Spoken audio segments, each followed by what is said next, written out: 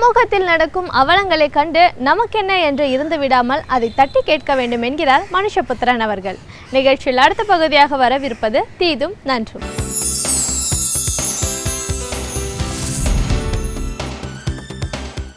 வணக்கம் நண்பர்களே, இன்னும் ஒரு இனிய காலை பொழுதில் தீதும் நன்றும் நிகழ்ச்சியில் உங்களை சந்திப்பதில் மிக்க மகிழ்ச்சி அடைகிறேன். இந்தி மொழிக்கு ஆதரவாக இந்தியை பரப்புவதற்காக ஒவ்வொரு நாளும் புது புது திட்டங்கள் முன்வைக்கப்படுகின்றன, புது புது வழிமுறைகள் மேற்கொள்ளப்படுகின்றன. மத்திய அரசு, அதிலும் இப்போது ஆளக்கூடிய பாஜக தலைமையிலான இந்த அரசு என்பது, மோடி தலைமையிலான இந்த அரசு என்பது இந்தி தான் இந்தியா, இந்தியா தான் இந்தி என்கிற ஒரு தாரக மந்திரத்தை முன்னெடுத்து கொண்டிருக்கிறது. அதற்காக பல்வேறு உபாயங்கள் மேற்கொள்ளப்படுகின்றன. இந்தியை கட்டாயமாக்குவதற்கான பல்வேறு முயற்சிகள் மேற்கொள்ளப்படுகின்றன. அதை அலுவல் மொழியாக்குவதற்கும் பயிற்று மொழியாக்குவதற்குமாக நேரடியாகவும் மறைமுகமாகவும் பல்வேறு தந்திரங்கள் மேற்கொள்ளப்படுகின்றன. ஐநா மன்றத்தில் இந்தியை ஒரு அலுவல் மொழியாக ஆக்குவதற்காக இந்தியா மேற்கொண்டிருக்கக்கூடிய முயற்சிக்கு எதிராக இந்தியாவிலிருந்து கடுமையான குரல்கள் அதை எதிர்த்து சமீபத்தில் எழுந்ததையும் கூட நாம் பார்த்தோம். அந்த வகையில் இந்தியாவினுடைய அதிகாரபூர்வமான மொழியாக, ஆட்சி மொழியாக இந்தியை கருதக்கூடிய இந்த மனப்பான்மைக்கு எதிராக பல்வேறு விதமான தர்க்கங்கள் முன்வைக்கப்பட்டால் கூட இந்தி என்ற ஒன்றின் மூலமாகத்தான் இந்தியா ஒற்றுமையாக இருக்க முடியும் என்கிற ஒரு வாதம் ஒருபுறம் முன்வைக்கப்படுகிறது. இன்னொரு புறம் இந்தி பேசாத மாநில மக்களை நோக்கி இந்தியை வற்புறுத்தக்கூடியவர்கள், இந்தியை திணிக்க விரும்புகிறவர்கள் சொல்லக்கூடிய ஒரு வாதம் என்னவென்றால், இந்தி படிப்பதன் மூலமாக இந்தியா முழுக்க எங்கு வேண்டுமானாலும் செல்லலாம், உங்களுக்கு வேலை வாய்ப்புகள் பெருகும், உங்களுக்கு அதன் மூலமாக ஒரு மிகப்பெரிய அளவிற்கு உங்களுக்கு வாய்ப்புகள் கிடைக்கும் என்றெல்லாம் அவர்கள் சொல்வதை நாம் பார்க்கிறோம். அப்படி பார்க்கிற போது உண்மையில் இந்தி என்பது தான் ஏதோ ஒரு வாழ்வாதாரத்திற்கான ஒரு அடிப்படையான ஒரு விஷயம் போன்ற ஒரு தோற்றம் தொடர்ந்து உருவாக்கப்படுவதை நாம் பார்க்கிறோம்.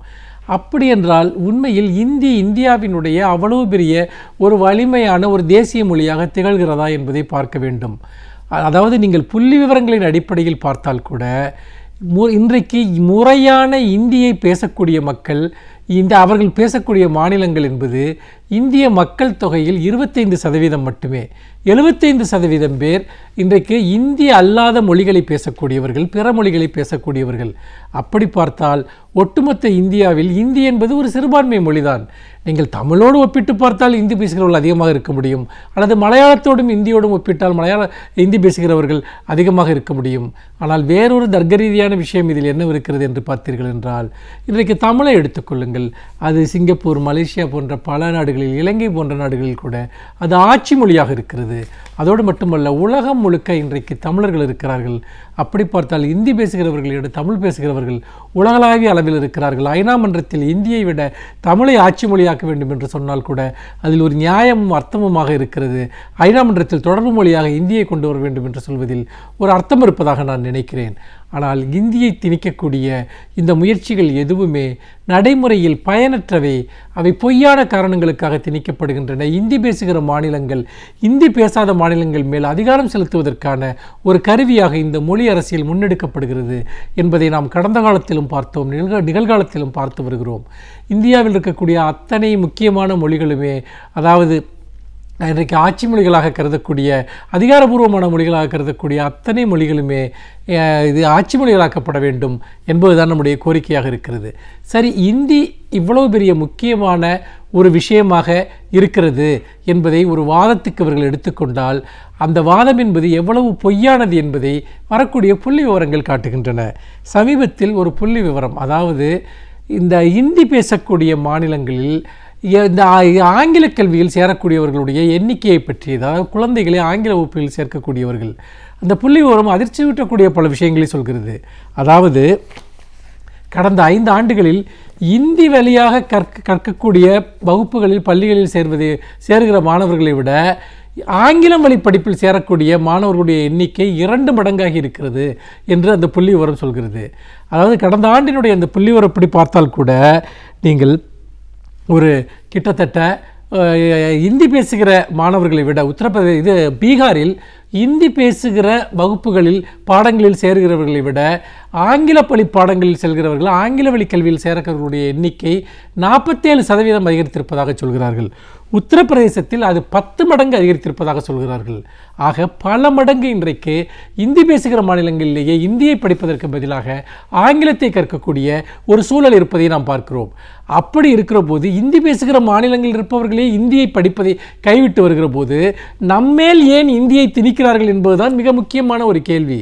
அவர்களுக்கு நன்றாக தெரியும் இந்தி படிப்பதனால் எந்த பெரிய வேலை வாய்ப்புகளும் இல்லை என்பதையும் நாம் பார்க்கிறோம். அப்படி பார்க்கிற போது இன்றைக்கு இந்த ஆங்கில மோகம் என்பது ஒரு மிகப்பெரிய ஒரு அலையாக இந்தி பேசுகிற மாநிலங்களிலேயே இருக்கிறது. ஜம்மு காஷ்மீர் போன்ற இடங்களில் இது பல மடங்கு இருக்கிறது. கிட்டத்தட்ட ஒரு மிக அதிக அளவிற்கு ஆங்கில வகுப்புகளில் சேரக்கூடியவர்கள் ஜம்மு காஷ்மீரில் இருக்கிறார்கள். இப்படி வட மாநிலங்களில் அல்லது பிற மாநிலங்களில் எல்லாம் ஹிந்திக்கு பதிலாக ஆங்கிலம்தான் அவர்களுடைய பயிற்று மொழியாக இந்தி பேசுகிற மாநிலங்களிலேயே இருக்கிற போது நாம் தமிழ்நாடு போன்ற மாநிலங்களில் நீங்கள் இந்தியை படித்தால் உங்களுக்கு வேலை வாய்ப்பு கிடைக்கும், உங்கள் வாழ்க்கை முன்னேறும், உங்களுக்கு வசதிகள் ஏற்படும் என்று சொல்வது எல்லாம் எவ்வளவு ஒரு ஜமுக்காலத்தில் வடிகட்டின பொய் என்பதை நீங்கள் பார்க்கலாம். அதனால்தான் மொழி சார்ந்து இல்லை ஒரு சமூகத்தினுடைய பொருளாதார வளர்ச்சி, சமூக முன்னேற்றம் என்பதைத்தான் இவை காட்டுகின்றன. மாறாக ஒரு சமூகத்தினுடைய பொருளாதார வளர்ச்சி என்பது, பொருளாதார கட்டுமானம் என்பது அது பல்வேறு விதமான காரணிகளின் வழியாக உருவாக்கப்படக்கூடிய ஒன்று என்பதை நாம் பார்க்கிறோம். அப்படி பார்க்கிற போது ஹிந்தி மோகமாகட்டும் ஆங்கில மோகமாகட்டும் இது இரண்டுமே அடிப்படை இல்லாதவை என்பதுதான் உண்மை. ஆங்கிலம் ஓரளவிற்கு அது ஒரு தொடர்பு மொழி. நாம் பிற இடங்களுக்கு செல்கிற போது, பிறரோடு தொடர்பு கொள்கிற போது, அல்லது நமக்கு வெளியே இருக்கிற விஷயங்களை நாம் கற்றுக்கொள்வதற்கும் ஆங்கிலம் அவசியம் என்பதில் எந்த சந்தேகமும் இல்லை. ஆகினால் ஆங்கிலம் கற்றுக்கொள்வதே ஒரு தகுதி என்று நினைப்பது என்பதும் இன்னொரு வகையான நோய். நிறைய இடங்களில் இந்த ஆங்கில பள்ளிகளினுடைய மோகம் என்பது ஒரு மிகப்பெரிய அளவிற்கு நோயாக பிடித்து ஆட்டுகிறது. பல ஆங்கில பள்ளிகள் தரமற்றவையாக, ஆங்கிலத்தை கற்பிப்பதற்கான தகுதியற்றவையாக, தரமற்ற ஆசிரியர்கள் கொண்டு இயங்கக்கூடியவையாக இருந்தாலும் கூட பெற்றோர்கள் கண்ணை மூடிக்கொண்டு அந்த பள்ளிகளில் தங்கள் குழந்தைகளை போய் சேர்க்கக்கூடிய ஒரு அவலக்காட்சியையும் பார்க்கிறோம். அப்படி பார்க்கிற போது ஆங்கிலம் படித்தால் தங்களுடைய வாழ்க்கை முன்னேறிவிடும் என்பதோ, ஹிந்தி படித்தால் வேலைவாய்ப்பு கிடைக்கும் என்பதோ ஒரு கட்டுக்கதை. ஹிந்தியை தமிழர்கள் படிப்பதற்கான எந்த அவசியமும், நம்பக்கூடிய அவசியம் எதுவும் இதுவரை சொல்லப்படவில்லை. ஆங்கிலம் பயன்படலாம் என்பது ஒரு உண்மை என்றாலும் கூட அது நிச்சயமாக ஒரு மனிதனுடைய சிந்தனை திறனுக்கோ தொழில் வாய்ப்புக்கோ அது பெரிய அடித்தளங்களை உருவாக்காது. ஒரு மனிதர் எத்தகைய ஆளுமையாக இருக்கிறார், எத்தகைய திறன் வாய்ந்தவராக இருக்கிறார் என்பதன் அடிப்படையில் தான் அவருடைய கல்வி வாய்ப்புகள், வேலை வாய்ப்புகள் எல்லாமே அமைந்திருக்கின்றன என்பதை நாம் பார்க்கிற போது உண்மையில் இந்த மொழி மோகம் என்பது, பிறமொழி மோகம் என்பது பல்வேறு விதமான கட்டுக்கதைகளின் வழியாக உருவாக்கப்படுகிறது என்பதை நாம் பார்க்கிறோம். ஆகவே தரமான தாய்மொழி கல்வியும் தரமான தொடர்பு மொழியான ஆங்கில கல்வியும் நமக்கு புதிய பாதைகளை திறக்கும். தாய்மொழி கல்வியை புறக்கணித்து மேற்கொள்கிற எந்த கல்வியினாலும் எந்த பயனும் இல்லை என்பதைத்தான் இதுபோன்ற புள்ளி விவரங்களிலிருந்து நாம் பெறக்கூடிய செய்தியாக இருக்கிறது. மீண்டும் இன்னும் ஒரு புதிய சிந்தனையோடு உங்களை சந்திக்கிறேன். நன்றி, வணக்கம்.